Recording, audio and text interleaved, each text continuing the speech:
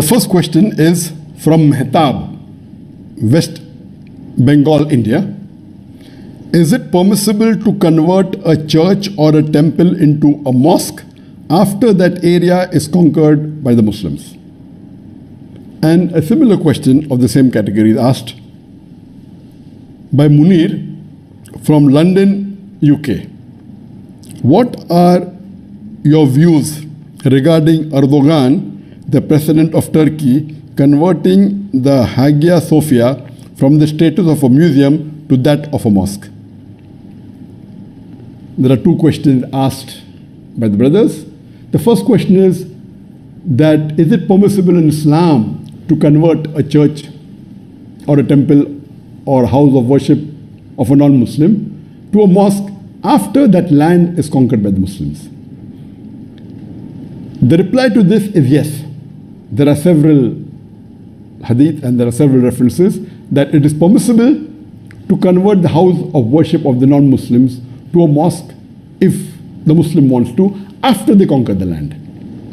But regarding those places of worship where there is a contract with the non-Muslims, for example, if a non-Muslim has a contract with the Muslims and they have a treaty that we accept you as our rulers, or if the non-Muslim they surrender and they agree to be under the rulership of the Muslims, then these non-Muslims are called as dhimmi.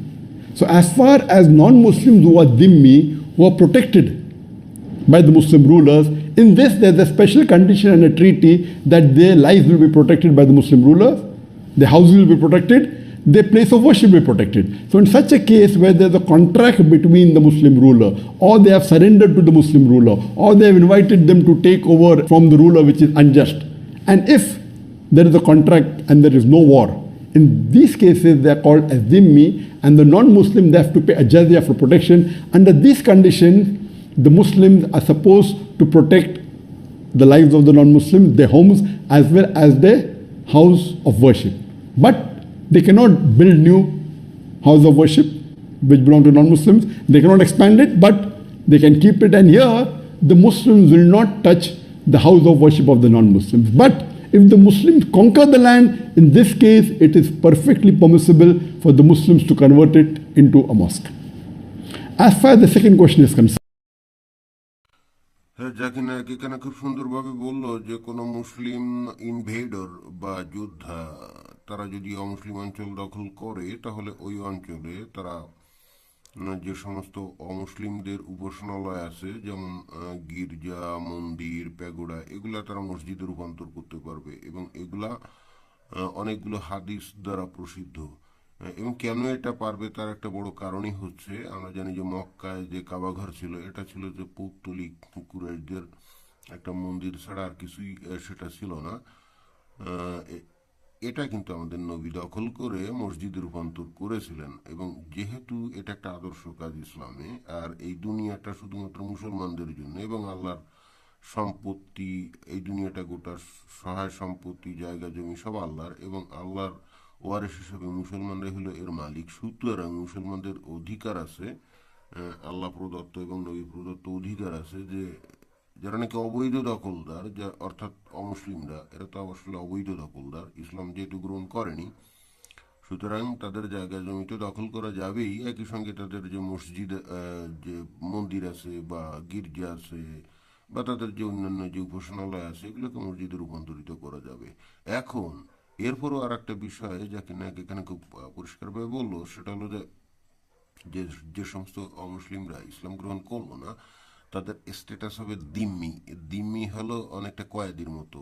এটা যদি আরও elaborately আলোচনা করা হয় তাহলে দেখা যাবে যে এরা বস্তুত থার্ড বা ফোর্থ ক্লাস নাগরিকের মতো থাকবে। এরা জিজিয়া কর প্রদান করবে তাদের নিরাপত্তার জন্য। এখানে খেয়াল করতে হবে যে এদের মর্যাদা মুসলমানদের মর্যাদা কিন্তু এক হবে না। কোনো দেশের কোনো নাগরিক কখনো কর দেয় না তার নিজের জীবনের নিরাপত্তার জন্য। আসলে কোনো একটা সভ্য রাষ্ট্রের বিধান হলো এই যে সে সব নাগরিককে নিরাপত্তা দিবে, এই জন্য সে ট্যাক্স দেয় আর এটা করজোড়ে দেয় না। আর যেহেতু এই দিম্মিরা করজোড়ে ট্যাক্স দিবে, শুধুমাত্র তাদের জীবন রক্ষা করবে মুসলিম রুলাররা, এই জন্যে এবং এই জন্য তাদের স্ট্যাটাস হবে অত্যন্ত দীনহীন।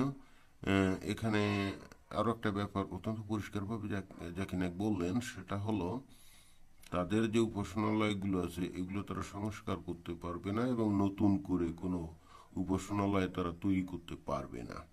তো এই বিষয়টা কিন্তু এখানে খুব পরিষ্কারভাবে আমরা জানতে পারলাম। সুতরাং যারা অমুসলিম আছেন, আপনারা এর পরেও যদি কোনো জায়গায়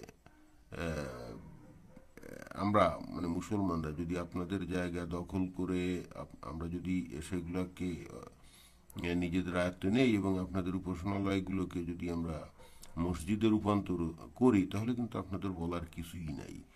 তবে আপনারা যে সমস্ত অঞ্চলে আছেন, ধরেন অনেক জায়গাতেই অনেক এ ধরনের করা হয়েছিল। এখন যেমন ধরেন যে ভারতের বাবরি মসজিদ, ওখানে একসময় রাম মন্দির ছিল, পরে বাবর এসে দখল করে সেটাকে মসজিদে রূপান্তরিত করছিল। কিন্তু এখন যদি আপনারা ওটাকে আবার মন্দিরে রূপান্তরিত করেন, যেহেতু আপনারা ওখানে এখন ক্ষমতায়, তাহলে কিন্তু সারা দুনিয়াব্যাপী আমরা জিহাদ ঘোষণা করব এবং এই ধরনের ঘটনা অন্য কোথাও ঘটলেই কিন্তু আমরা সেটা করব, কারণ এটা আমাদের অধিকার। কিন্তু আপনাদের মন্দির দখল করে আমরা মসজিদ করলে এইটা কিন্তু আপনারা কিছুই বলতে পারবেন না। এবং বাংলাদেশেও কিন্তু আমরা এটা নানা গাদায় করি, যদি এখানে সরিয়ে আইন চালু নাই, তারপরে আমরা বিভিন্ন অকারেন্স ঘটিয়ে বিভিন্ন কায়দা কানুন করে আমরা হিন্দুদের মন্দির অথবা বৌদ্ধদের যে প্যাগোডা বা মন্দির আছে আমরা সেগুলো দখল করি কিন্তু। এবং দেখবেন যে এই ব্যাপারে মুসলমানদের মধ্যে গণহারে কোনো প্রতিবাদ আসে না, কারণ এটা জানে যে এটা ইসলামে বৈধ।